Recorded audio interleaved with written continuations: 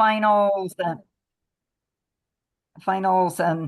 all of the other things that we have to do. So I really appreciate inviting us, and it's always good, at USC when we get an invitation from UCLA. So pretty excited about that partnership that we have. I want to give a shout out to the two students who are with me, Tristan Moss Vasquez and Leilani Munoz. Tristan and Leilani are two of our student leaders in our program at USC. They are on what we call the student advisory committee. And I can tell you that over the 2 years that they've been at USC, they've made all sorts of advice and suggestions. And it's so exciting when we're all working together because that's how we improve our program. So my job here for the first few minutes is to give you an overview about what it is to be a speech pathologist. But I'm going to start by just giving you a quick, because there's a bunch of you out there and you're like, okay, you see somebody like Sherry, who's my friend and who we've known each other for a long time, and somebody like me, and you think, well, okay, we weren't born this age, right? So we all have a journey, and you're on your own journey right now. And I'm fortunate to be part of Tristan's journey and Leilani's journey, and each of you have your own journey. I want to tell you a little bit about mine so you see that none of us really know where we're going to end up. I grew up in Santa Ana. I've lived in Orange County my whole life. I attended Mater Dei High School. Um, I have my undergraduate degree from Cal State Fullerton in both linguistics as well as in communicative disorders. So I double majored. I have no idea all those many years ago how I knew to do that, but it was a really great foundation for me. And we'll talk about when you come into, I'm interested in being a speech pathologist, but you have a degree, a major area in something else. We'll talk about that. My master's is from Whittier College, and Whittier College's program in SLP doesn't exist anymore, but I'm fortunate that I was able to go there. And then I ended up going into school. So I became a speech pathologist, and I ended up going to work in the school setting. We'll talk about that. And so I earned my doctoral degree in education. And there are many speech pathologists and others who earn their degree in education. So I worked for over 36 years in public education as a speech pathologist, as a special day class teacher, and then mainly in more administrative responsibilities as a special education director. I found out that I really liked designing program. And then after that, I was called back to my alma mater, and we started this program for a Master of Science in Speech Language Pathology. I started there in 2019. We opened the program in 2021. So Tristan and Leilani are among cohort 4 who will be graduating this weekend, although they get to come back for a summer semester. But that's just because we love them so much we can't let them go on their way. So we are still a very young and new program. I was blessed along the way of my career to become involved in professional organizations, in the American Speech Language and Hearing Association, the California Speech Language and Hearing Association, the Council for Exceptional Children, the administrators of schools in administration, in school services in California. And I'm going to tell all of you that being involved in your professional organizations is one of the best ways to learn about your profession and also meet other people. So just to show you, I'm just a little girl from Santa Ana, and this is a journey that this field took me on that I never could have imagined that I would end up being a program director at USC, but I am. So, what is speech language pathology? So, speech language pathologists work to prevent, assess, diagnose, and treat language, speech, social communication, cognitive communication, and swallowing disorders in children and adults. So treat cognitive, swallowing and communication disorders across the lifespan. And one of the very best things about being a speech pathologist is that you are trained in your master's program to do all of it, work across the lifespan, work in different settings. And then that means that as your life goes on and changes happen in your life and you move or you decide you like this population and you want to try a different population, that you have that opportunity. So speech language pathologists or SLPs are experts in communication.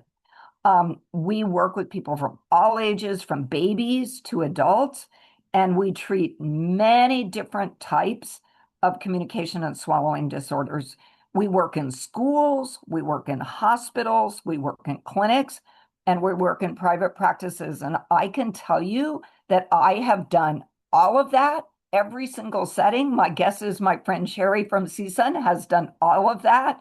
And I can tell you that our students have had experiences in each of those different settings as they've gone through our program. And we'll tell you in a little bit more about our program.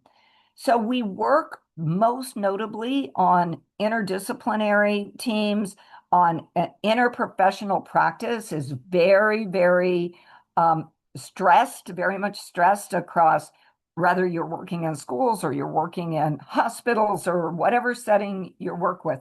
We're never alone. We always work with others, with doctors, with OTs, with PTs. We'll mention some others. Physician's assistants. I have a niece who just became a physician's assistant. We work at USC with our colleagues, OTs, PTs, psychologists, behaviorists. So we're partners with many different people, and we bring our expertise in communication and swallowing to the team. And then we learn more about what they do. We learn that behavior is a communication. And so we get to work together with all of these different people. In your master's program in communication disorders and somewhat in your undergrad, we study what's called the Big Nine. And the Big Nine, these are the major areas that we are trained as speech language pathologists to, in order to diagnose, treat, assess, all of those. So speech sound production is like articulation disorders, fluency disorders, motor speech disorders, different when you can't understand what somebody is saying, you're whether they're little or an adult after a head injury or a stroke. We work with those kinds of conditions. We work with people with fluency disorders, so people who stutter, and sometimes again that's little children, adolescents, all throughout the lifetime. Sometimes again somebody has a head injury, then they might stutter, or they have progressive aphasia, something like that, and then they start to stutter. So it's a very interesting thing. Voice and resonance disorders, receptive and expressive language disorders, because I was a school-based clinician. It's language is language and literacy is my particular niche that I like. Hearing. Our program at USC is encased in the otolaryngology department, so we have a big focus on hearing in our program. Swallowing and feeding. We have our students who are taking dysphagia class are having their final tonight, and we would be with them, helping them out, but we're here. So feeding and swallowing is a relatively new area of practice for those of us in speech pathology, and it's very exciting. Tristan, is an expert in that and has traveled to Japan to present on swallowing. So very exciting things going on. Cognitive aspects of communication. So again, children as well as adults, executive functioning, memory, those kinds of things. Social aspects of communication from children with autism, individuals with learning challenges. All sorts of different people have challenges in social communication. And then augmentative and alternative communication. And I can tell you that across my career, and those of us that have been around a while, technology has just amazing the development and the contribution that has made to individuals who are not able to speak on their own. They have complex communication needs, and so now they have access to augmentative and alternative communication. So those are the big nine. And you'll see in a little while that our courses are kind of set around this. These are the disorder areas that we have, but we also study other aspects of professional competencies and general competencies of working in ethics, how to write reports, lots of different things that we do.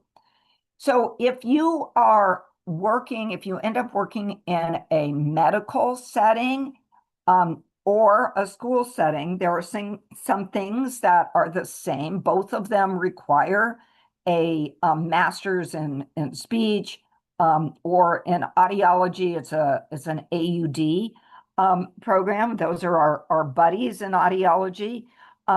Both serve individuals with communication and related disorders pertaining to anatomy, physiology, but also language, social communication, those kinds of things. In schools, we work only with children, infant through 22.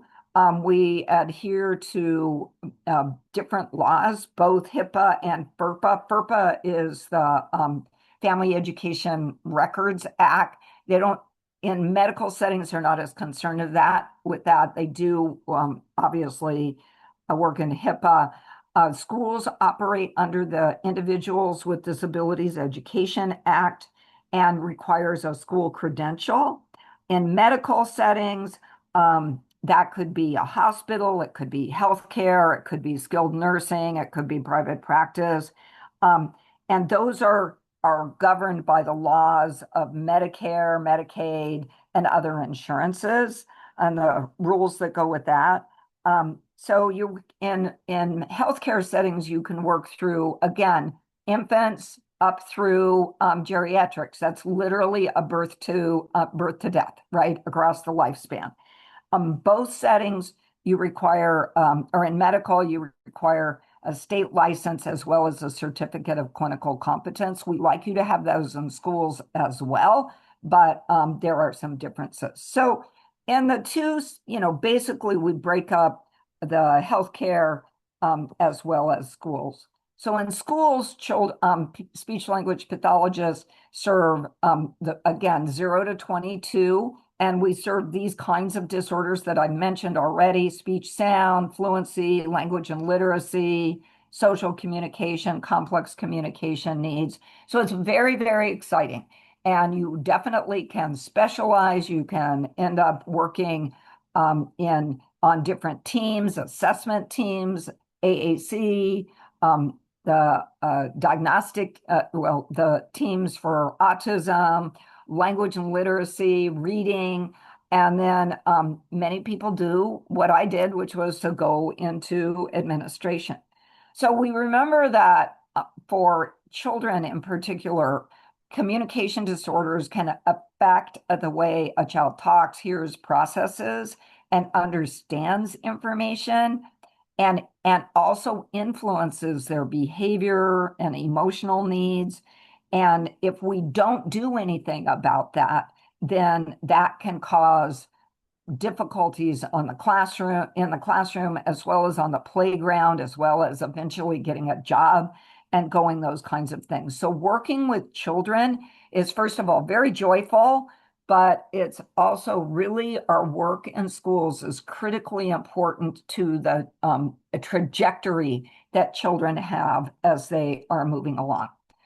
So in healthcare, um, we find ourselves as speech pathologists working with both adults and children.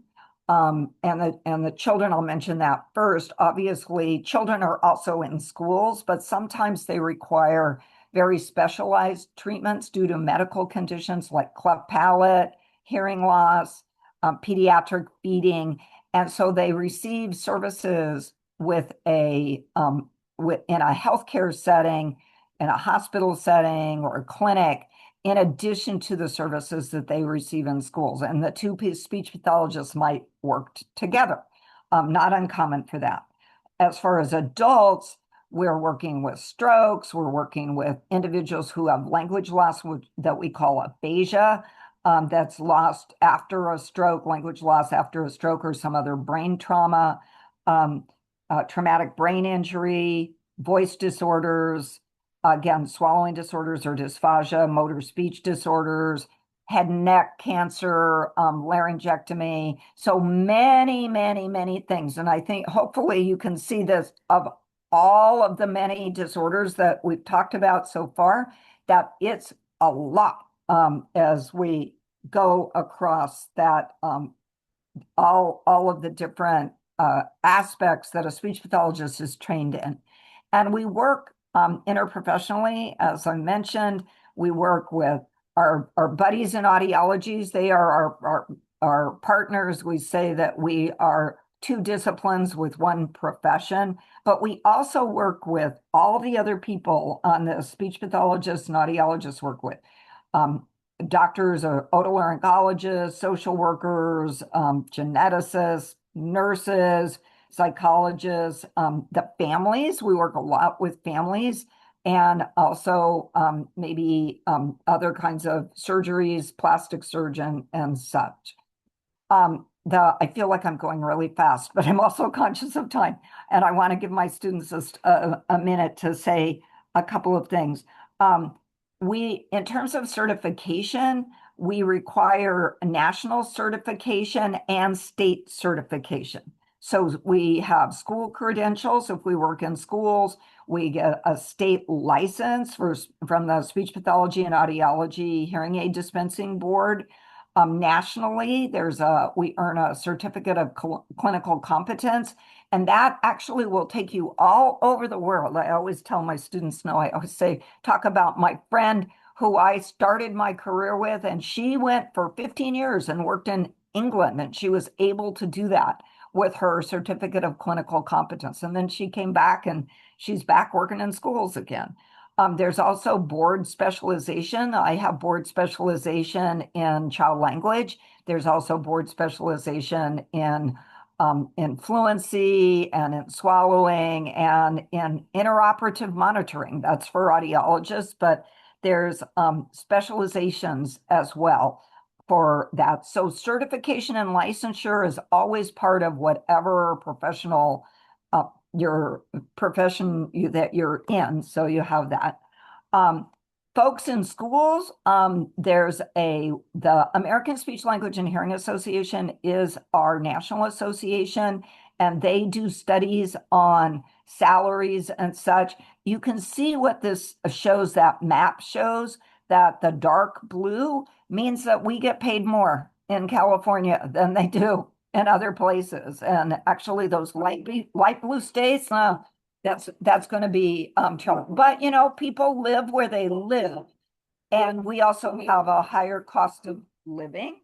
I apologize if you're hearing barking dogs. So there's if people work in schools in particular, as well as in healthcare, you make a really good living, and we are able to buy homes in Los Angeles and have a good living for our family and for ourselves. So that's a good thing.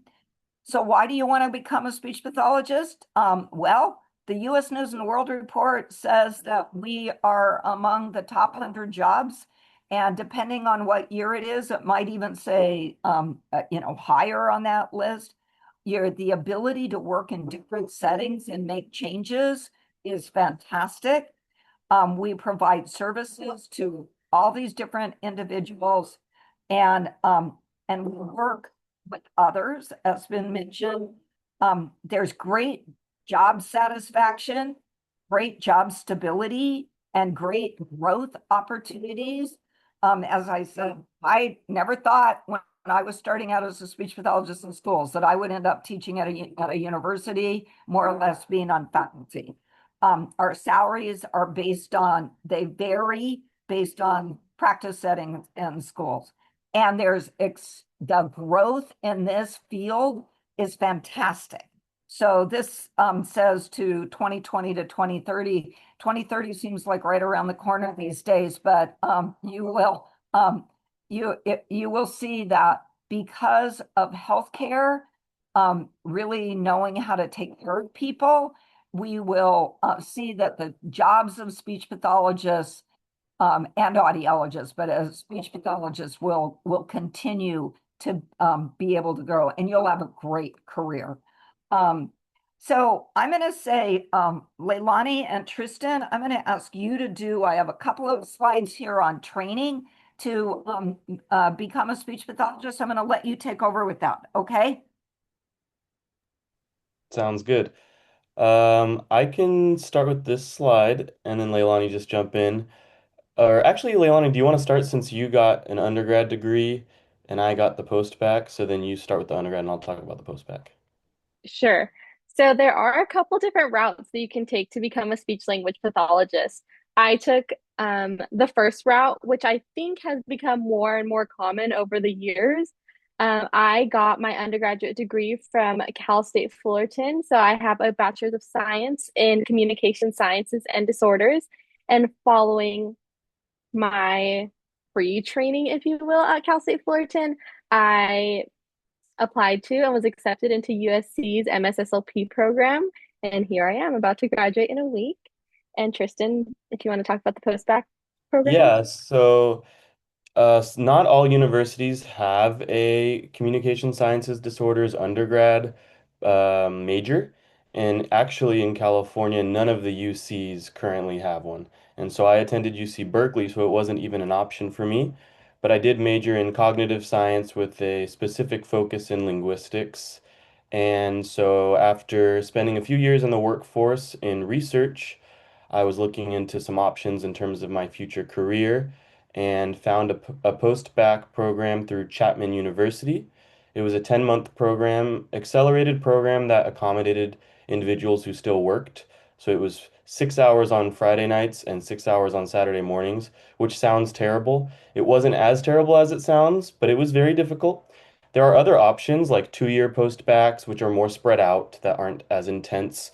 There are also online programs, but I preferred the in-person program. So there's a lot of options for post-bacs in this field, and I did not feel like I was disadvantaged at all when I was applying to programs for my master's, and of course I got into USC.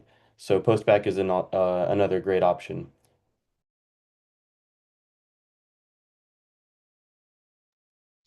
As for the training it takes to become a speech language pathologist, like Dr. Moore said earlier, you do have to have a master's degree. Whether I know some programs do still, they are still like communication sciences and disorders, and other programs are speech language pathology. But typically, I think those programs range between 2 and 3 years. Um, but basically, what you have to do is go through the rigorous training of graduate school. It is very different than what undergrad is like. And it's definitely, I would say a lot more intense, but two, a lot more fulfilling because you do get those real world and real time experiences with similar individuals that you would be working with as a licensed speech language pathologist. So going through that rigorous program definitely does lead to an extraordinary career of service, just like the slide says. So, Yeah, and I Tristan, can if you jump want to in add. real quick. I know all programs set it up differently, but our program is set up for us to have in real world in externship, we call it. It's placement out in the field from day one.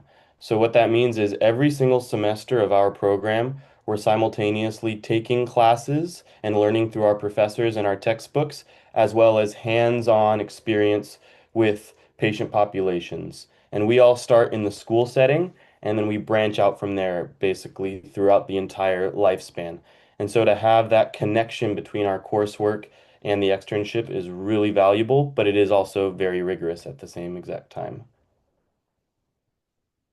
And so another part of our program is having something called comprehensive exams, which is at the end of the course, that's at the end of the program, which is what we're going through right now. And it's basically a look at everything that we've learned through the past 2 years, bringing it all together, tying it up, and showing that we have a complete understanding of the field and are able to and ready and able to enter the field to practice. Additionally, 400 hours are required in terms of clinical experience. So this is hands-on experience. It can be fulfilled in a variety of ways, whether it's therapy, assessment as well, and then 25 observation hours. And like I said, some other programs have on-site clinics in the university, which is where you would get your hours. But our university program is uniquely positioned to have all of our hours, all of them, fulfilled outside in the community. And I think that's a strength, in my opinion, because when we get a real world job, our entire career is going to be out in the real world. So it really sets us up for success at USC. And then if Leilani, do you want to talk about capstone? Yes, I could talk about capstone. So each student, we're paired up with a couple of others. Personally, me, I have one partner in my capstone lab. And what it is we go into these real research labs and we essentially conduct our own research. So for me personally, my partner Alex and I, we started our research project from the ground up. So we're focusing on speech processing in bilingual children and how it differs from monolingual children, specifically using eye tracking technology. And so you go into these labs and you have your PI or your primary investigator, and they lead you through the process and they really teach you how to integrate yourself into research and what the important aspects of research really are. I mean, obviously, everything about research is important, but as it pertains to your specific lab and your specific study. And I'm not sure if all programs have a capstone project, but I know it they don't. Dr. Moore's saying no. Um, but from those I've met in other speech language pathology programs, it is becoming more common. All right. Tristan, do you have anything else to say about capstone? I was just going to quickly talk about my capstone project in terms of working with cochlear implant users in a different lab. And so we aren't all in the same lab. It's many labs that are all associated with USC or other universities, and it allows us to work on the collaboration skills that are essential in the field. And then if you want to talk about NISLA, Leilani, this is your specialty. Yes, I was the 2025 USC NISLA president. And what NISLA focused on during my time as president and even now as someone else has taken over was really getting our community together. We NISLA focuses, even though our focus is on speech and language pathology, we also focus on really bringing, like, building a community within the program and reaching out to other communication sciences and disorders programs to show that even though we may be at different programs, we are all working towards the same goal, if you will. And so that's a big thing that NISLA focuses on. And what is NISLA, Leilani? NISLA is the National Student Speech Language Hearing Association. Good job. All right. I know we've taken lots of time. We've talked some about the USC program. We've talked some about that. I just want to point out to everybody that if you go to the link for ASHA, asha.org, you will find that they have really great information about careers in speech language pathology and audiology. So definitely look into that and you will find great information. And just to wrap it up, here's one of my favorite people. I love this book. And this is Colonel Chris Hatfield. He's actually a Canadian. and he went up into space on the space, you know, flying around there. And he says that the goal, and I love this, for all of us, is to be ready, work hard, and enjoy. So good luck to all of you. And I will turn it back over to our hostess. Thank you so much for the presentation. Thank you, Tristan and Leilani, for sharing your insights. I just want to say that in the breakout room, everybody's going to have a chance to ask specific questions from you. So I want to welcome Sherry Feldvary from CSUN, and I'm going to give the floor to her. Great, thank you so much. So let me tell you a little bit about my journey as a speech-language pathologist. So I am a bilingual speech-language pathologist. I was born in Guatemala in Central America and came to the United States when I was 3.5 years old. So my undergraduate degree is in speech-language pathology and audiology from Loma Linda University. And then I got my master's degree at CSUN.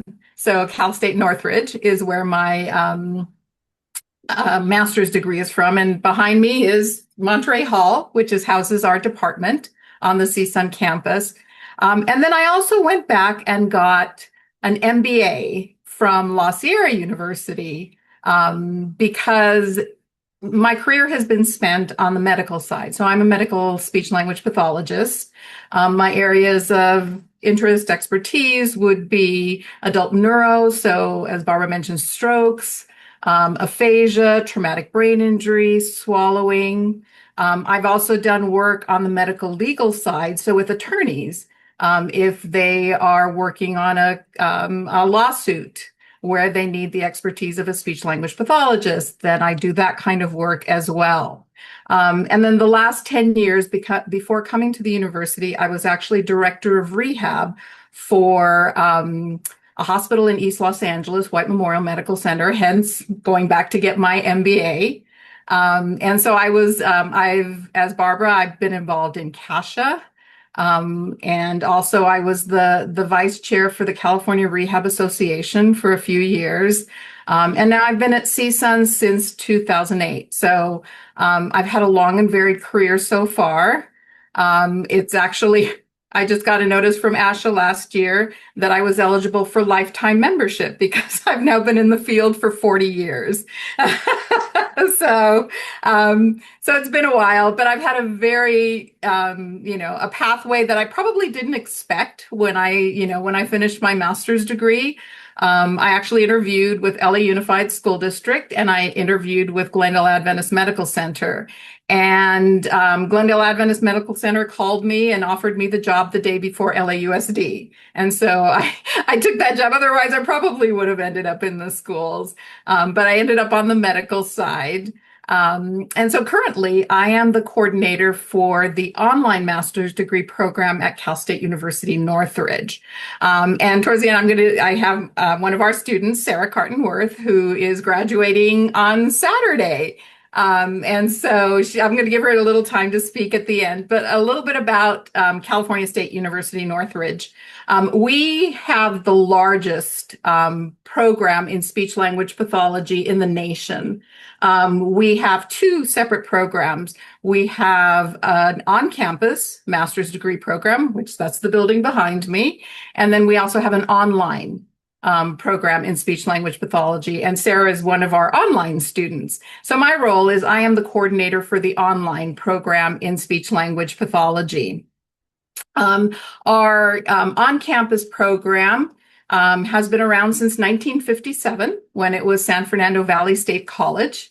And then our online program was begun in 1999. So we celebrated our 25th anniversary last year. We are the first online program in the field of speech language pathology, and actually one of the first in the nation to do online education. We also do have an on-campus AUD program for those that are interested in audiology. And that's a newer program. I think they're just admitting cohort 6, I think, is where they stand. And so we have different options. We also have an online prerequisite program, As Tristan talked about the fact that students who have degrees in other fields that want to come into speech pathology, you need to do the prerequisite coursework, which is basically the undergraduate, core courses, basics, so that you can then move on to the master's program. So we have a pre-SLP program that's online. It's 5 semesters. 2 classes per semester, so it allows you to work while still taking the classes. All of our online programs are asynchronous, which means that there's no specific time that you need to be online. We work on a Monday through Sunday weekly basis. So on Monday morning, the module's open. You see what you have to do for the week. If there are lectures, it could be PowerPoint lectures. It could be like little podcasts where you actually see the professor. It'll tell you everything that you need to do for the week. If there's assignments, quizzes, anything that needs to be submitted, it usually needs to be submitted by 11:59 p.m. Sunday evening Pacific time. And so we have students all over the United States, so lots of different time zones.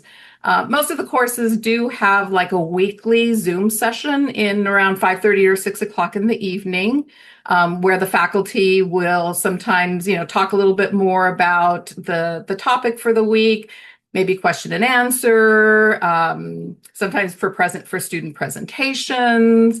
So a lot of different reasons that you can have that. We certainly recommend that students attend in person, but we know that schedules can be challenging, and so they're always recorded if you can't make it in person. Every once in a while, there's some that we say, yes, mandatory, you have to be there. But for the most part, you're allowed to do that. Our on-campus program is a traditional 5-semester program. It does go through the summer. So you're taking 12 to 15 units per week. They do have an on-campus clinic. So they do their first 3 clinical practicum experiences on campus, and then they do an they do an externship in the community and also a school-based practicum in the community. The online master's degree program is a little bit longer, so we are a little over 3 years. And all of our, like USC, all of our clinical practicums are completed in the students' community. We have 5 of them all together in the program. The first 3 focus on working with the pediatric population.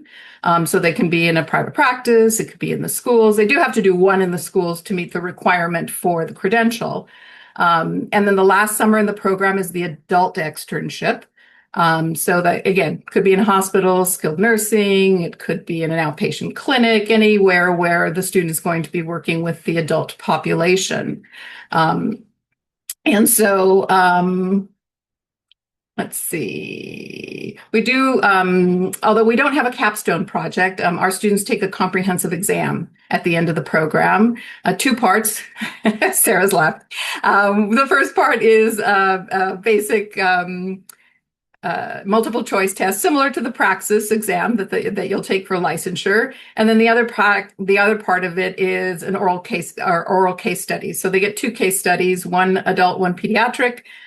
They don't know what the questions are going to be. They get 30 minutes to review each of the cases, and then they go before a faculty panel of 3 faculty members who then ask them questions about the cases. But we spend some time before that all happens going over cases and reviewing and helping them to prepare for that. They are able to do research with different faculty, either on for the students on campus, even the students in the online program have those opportunities as well. And we do have NISHLA, which is joint again throughout all of our programs, both undergraduate, graduate on campus, graduate online, and even our post-bac students are invited to join NISHLA. So it's a nice big group. So that's kind of it. The biggest, all of our programs, the faculty teach in all of our programs, so it's the same faculty. The curriculum is the same. So regardless of whether you're on campus or online, the curriculum is the same and the requirements are the same. The biggest difference is cost. It's more expensive to do the online program because we're not state subsidized. So we're about $20,000 more expensive than on campus, but we're still pretty reasonable compared to some of the other programs around. We're about $53,000 for the master's program. So what I'm going to do is go ahead in the chat. I'll put the links to some of our websites so you can check out the different programs. And then I'll turn it over to Sarah to talk a little bit about her journey through the program. Thanks, Sherry. Mhm. So I actually started in the post-bac program at CSUN. So I spent the 5 semesters there doing that online because my bachelor's degree was a BA in liberal studies, a pre-teaching credential option through Chico State. And I thought I was going to teach kindergarten. And I somehow fell upon the field of speech language pathology, started looking through the classes and went, oh my gosh, like I want to know more about this. And well, there's a really good way to do that, and that's to actually get a degree in this, right? So I did my post-bac program, and I did apply to a lot of grad school programs, and I ended up at USC, or I'm sorry, excuse me, I ended up at CSUN.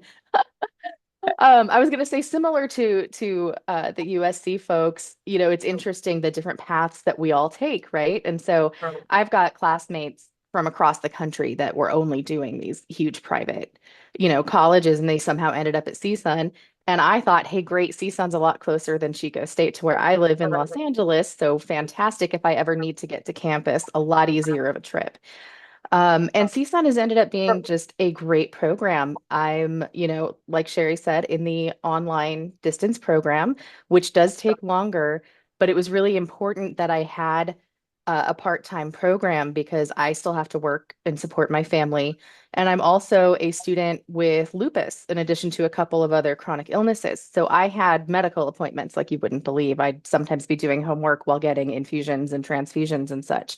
This program was very supportive of that, you know, between the asynchronous classes and honestly, the faculty and the supervisors who really genuinely want you to succeed.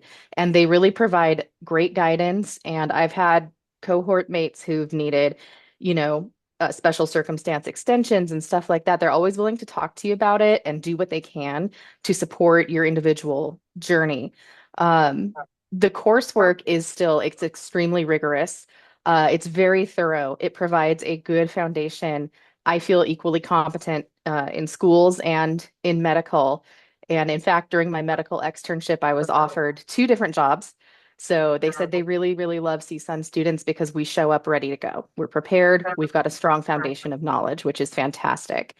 But I never felt like, even though it's the hardest thing I've ever done, this has been the best thing I've ever done. It's very transformative.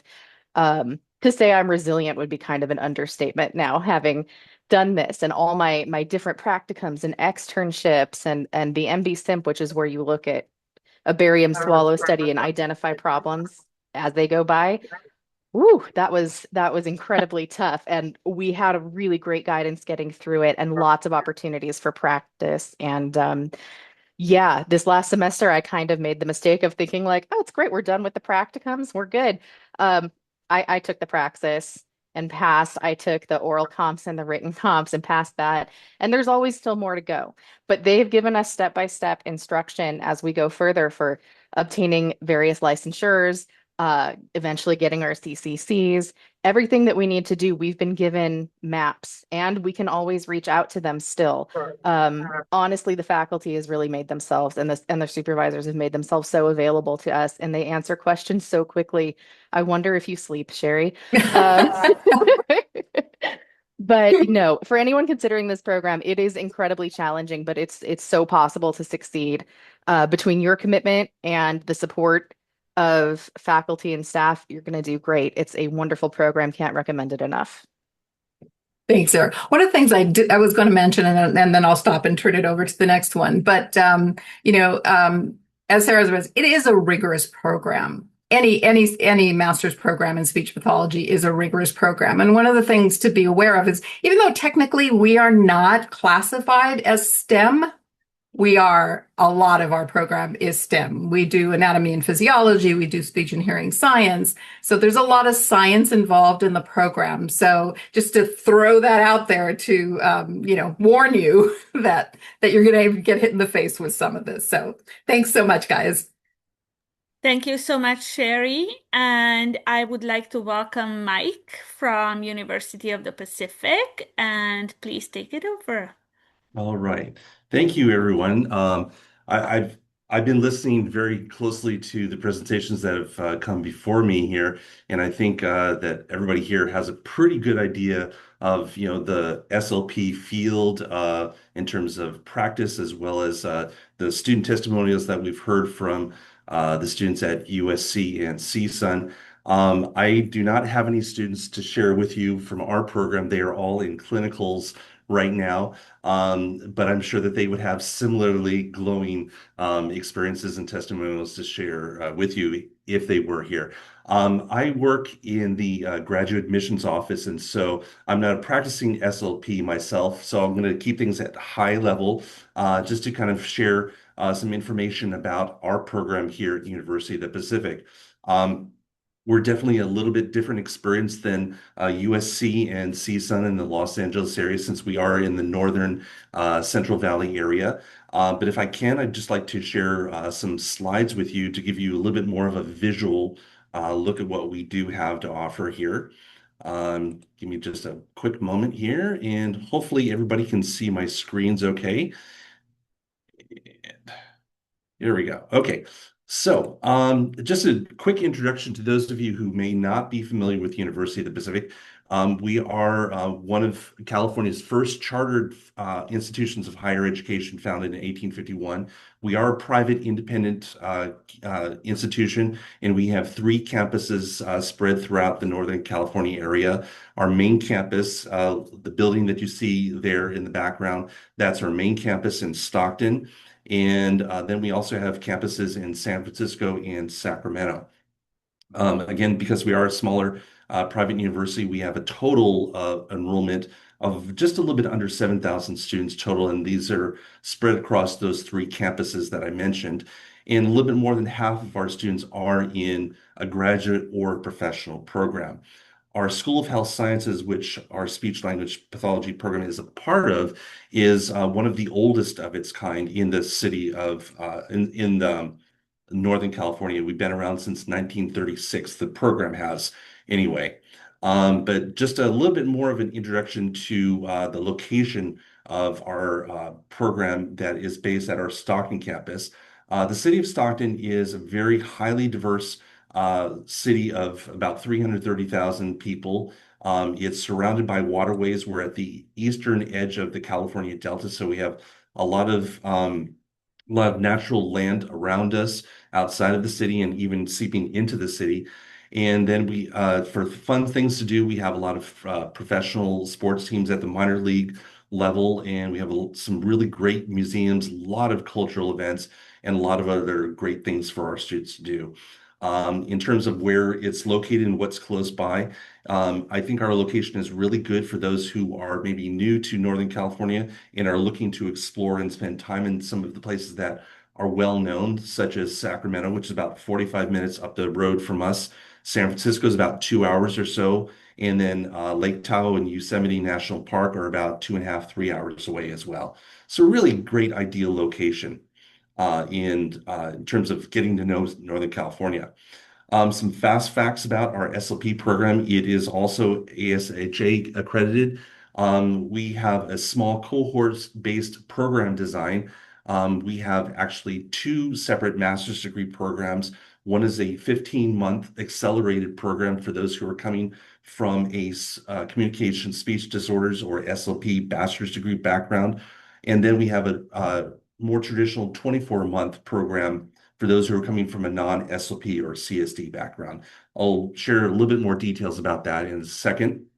But one of the hallmarks of our program is the early clinical experience that we provide to our students. We do have 2 of our own campus-based or near campus-based hearing clinics, speech hearing clinics.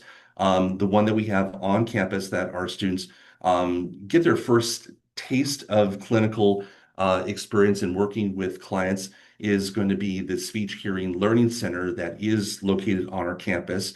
And then just a few blocks away, we have the Right Care Childhood Language Center that serves a pediatric clientele. And between the 2 of those centers, we serve, including our students, they serve more than 100 clients per week. So they get a lot of extensive hands-on experience, not only in a clinical diagnostic type of situation, but also using the different equipment and the techniques that are a part of those practices. Also, at the end of the program, students are going to be placed in externships, either with one of the surrounding public school districts or a medical or healthcare facility. And in terms of outcomes, 100% of our graduates have passed the license upon completion of the program for the past 25 years. So our program, again, it's been around since 1936. We are pretty good at, knowing how to prepare our students for their future jobs and helping them get that license in order to get that first job post-graduation. So a little bit more details about our two master's degree programs. Again, this graphic gives you a little bit of an idea of the two pathways. The 15-month program, as I mentioned, is for those who hold a bachelor's degree in SLP or communication speech disorders, or in a lot of cases, those who have maybe gone through a post-bachelor or leveling courses in order to get up to the necessary level of foundational knowledge needed to get into and do well in that accelerated program. And then our 24-month program, again, that is for anybody who's coming from a non-SLP bachelor's degree background. In both cases, there are a certain number of prerequisite courses. Obviously, for the 24-month, that list of prerequisites is going to be a lot shorter. But basically, how you are considered for either program is you will apply using the CITCAS application, which is kind of the common application for graduate SLP programs. The same stuff that you would normally use to apply to any graduate program would be your official transcripts from the colleges you attended, letters of recommendation, a personal statement, and then a brief video statement on top of that. Then it goes through the faculty review and decision process. And then you, as an applicant, you're determined either eligible for the 15-month or the 24-month program. Why study at Pacific? A lot of great reasons. There's a very excellent professor to student ratio. In the 24-month program, we have a cohort of somewhere between 10 to 12 students. And in the 15-month accelerated program, a cohort of only about 20 to 22 students. So it's kept very small in order to keep that professor to student ratio very small and provide each student with a high degree of access to their professors and advisors throughout the program. Also, because we are on cohort model, those small classes that we bring in each year, they tend to become a support system of their own, in addition to the support that's provided by the SLP program professors and staff. Also, an extensive list of library and assessment and treatment materials for our students to use and practice both in and outside of the classroom and the lab. Lots of clinical experiences and a lot of variety of different ways in order to develop as an SLP professional. Coursework, you know what, actually, this is from another program. I apologize, so we'll skip that. But in order to learn more about our SLP program, we offer monthly virtual information sessions, as well as graduate school preparation, webinars on financial aid application workshops.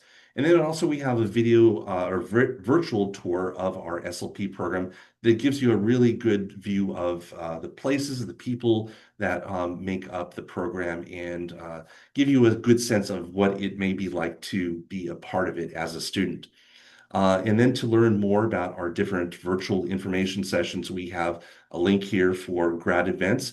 And then as the main advisor for our School of Health Sciences, including SLP, I am one of your primary contacts, and I'm always available to answer any questions by email or by personal one-on-one Zoom chats. And so with that, I think we're going to head into our breakout room next. So I'll give it Yes. back to Christina. Thank you. Thank you so much, all of you, for the presentation. I'm gonna stop recording if I can figure out how to.